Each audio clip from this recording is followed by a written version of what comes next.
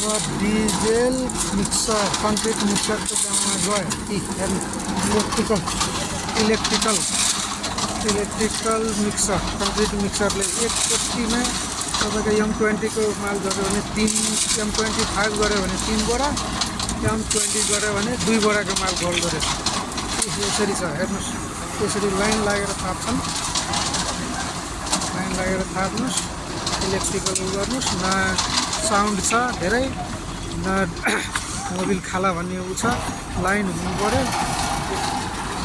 यसरी छ।